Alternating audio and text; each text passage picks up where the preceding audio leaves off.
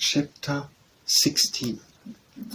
Marianne would have thought herself very inexcusable had she been able to sleep at all the first night after parting from Willoughby.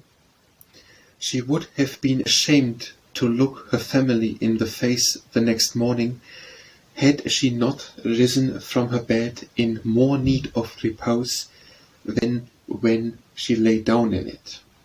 But the feelings which made such composure a disgrace left her in no danger of incurring it. She was awake the whole night, and she wept the greatest part of it. She got up with an headache, was unable to talk, and unwilling to take any nourishment, giving pain every moment to her mother and sisters, and forbidding all attempt at consolation from either. Her sensibility was potent enough. When breakfast was over, she walked out by herself and wandered about the village of Allenham, indulging the recollection of past enjoyment, and crying over the present reverse for the chief of the morning. The evening passed off in the equal indulgence of feeling. She played over every favourite song that she had been used to play to Willoughby, every air in which their voices had been oftenest joined, and sat at the instrument gazing on every line of music that he had written out for her, till her heart was so heavy that no further sadness could be gained, and this nourishment of grief was every day applied. She spent whole hours at the pianoforte, alternating singing and crying, her voice often totally suspended by her tears. In books too, as well as in music, she courted the misery which a contrast between the past and present was certain of giving. She read nothing but what they had been used to read together. Such violence of affliction indeed could not be supported for ever. It sunk within a few days into a calmer melancholy. But these employments to which she daily recurred, her solitary walks and silent meditations, still produced occasional effusions of sorrow as lively as ever. No letter from Willoughby came, and none seemed expected by Marianne. Her mother was surprised, and Eleanor again became uneasy. But Mrs. Dashwood could find explanations whenever she wanted them, which at least satisfied herself. "Remember, Eleanor," said she, "how very often Sir John fetches our letters himself from the post, and carries them to it. We have already agreed that secrecy may be necessary, and we must acknowledge that it could not be maintained if their correspondence were to pass through Sir John's hand." Eleanor could not deny the truth of this, and she tried to find it in a motive sufficient for their silence. But there was one method, so direct, so simple, and in her opinion so eligible, of knowing the real estate of the affair, and of instantly removing all mystery, that she could not help suggesting it to her mother. "Why do you not ask Marianne at once," said she, "whether she is or not engaged to Willoughby? From you, her mother, and so kind, so indulgent a mother, the question could not give offence. It would be the natural result of your affection for her. She used to be all unreserved, and to you more especially." "I would not ask such question for the world. Supposing it possible that they are not engaged, what distress would not such an inquiry inflict? At any rate, it would be most ungenerous. I should never deserve her confidence again after forcing from her a confession of what is meant at present to be unacknowledged to anyone. I know Marianne's heart. I know that she dearly loves me, and that I shall not be the last to whom the affair is made known, and circumstances make the revealment of it eligible.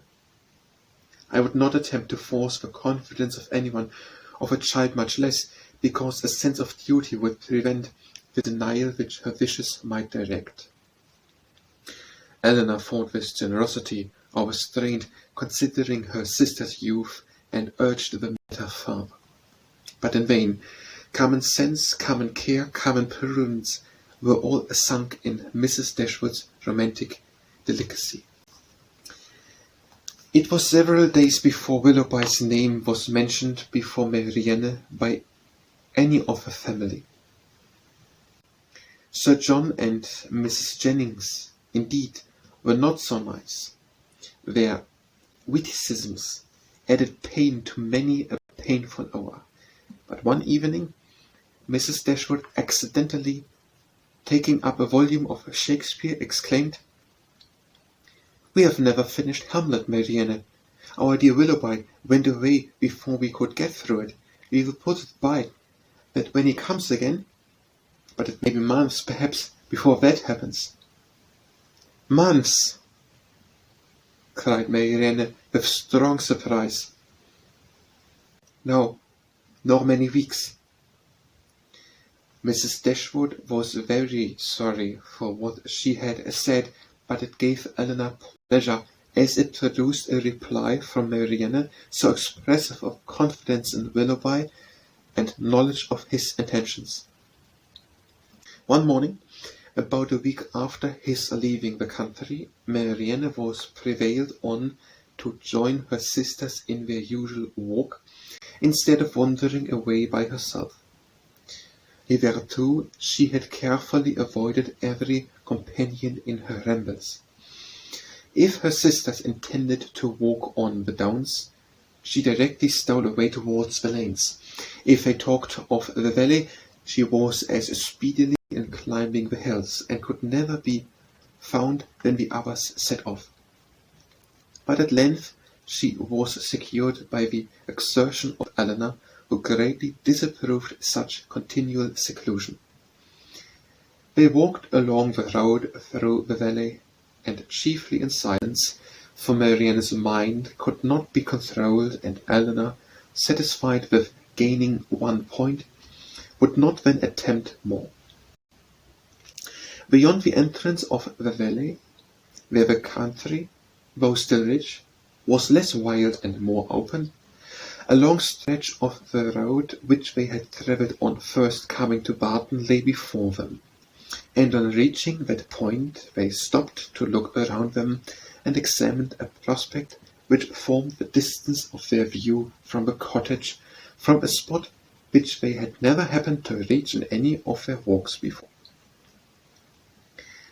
Amongst the objects in the scene, they soon discovered an animate one. It was a man on horseback, riding towards them. In a few minutes they could distinguish him to be a gentleman, and in a moment afterwards Marianne rapturously exclaimed, "It is he! Indeed it is! I know it is!" and was hastening to meet him, when Eleanor cried out, "Indeed, Marianne, I think you are mistaken. It is not Willoughby. The person is not tall enough for him, and has not his air." He has, cried Marianne. "I am sure he has. His air, his coat, his horse. I knew how soon he would come." She walked eagerly on as she spoke, and Eleanor, to screen Marianne from particularity, as she felt almost certain of its not being Willoughby, quickened her pace and kept up with her. They were soon within 30 yards of the gentleman. Marianne looked again. Her heart sunk within her, and abruptly turning round, she was hurrying back, when as the voices of both her sisters were raised to detain her, a third, almost as well known as Willoughby's, joined them in begging her to stop, as she turned round with surprise to see and welcome Edward wrath. He was the only person in the world who could at that moment be forgiven for not being Willoughby, the only one who could have gained a smile from her, but she dispersed her tears to smile on him, and in her sister's happiness forgot for a time her own disappointment. He dismounted, and giving his horse to his servant, walked back with them to Barton, thither he was purposely coming to visit them. He was welcomed by them all with great cordiality, but especially by Marianne, who showed more warmth of regard in her reception of him than even Eleanor herself. To Marianne, indeed, the meeting between Edward and her sister was but a continuation of that unaccountable coldness which she had often observed at Norland in their mutual behaviour. On Edward's side, more particularly, there was a deficiency of all that a lover ought to look and say on such an occasion. He was confused, seemed scarcely sensible of pleasure in seeing them, looked neither rapturous nor gay, said little but was forced from him by questions, and distinguished Eleanor by no mark of affection. Marianne saw and listened with increasing surprise. She began almost to feel a dislike of Edward, and it ended, as every feeling must end with her, by carrying back her thoughts to Willoughby, whose manners formed a contrast sufficiently striking to those of his brother-elect. After a short silence, which succeeded the first surprise and inquiries of meeting, Marianne asked Edward if he came directly from London. No, he had been in Devonshire a fortnight. A fortnight, she repeated, surprised at his being so long in the same county with Eleanor without seeing her before. He looked rather distressed as he added that he had been staying with some friends near Plymouth. "Have you been lately in Sussex?" said Eleanor. "I was at Norland about a month ago."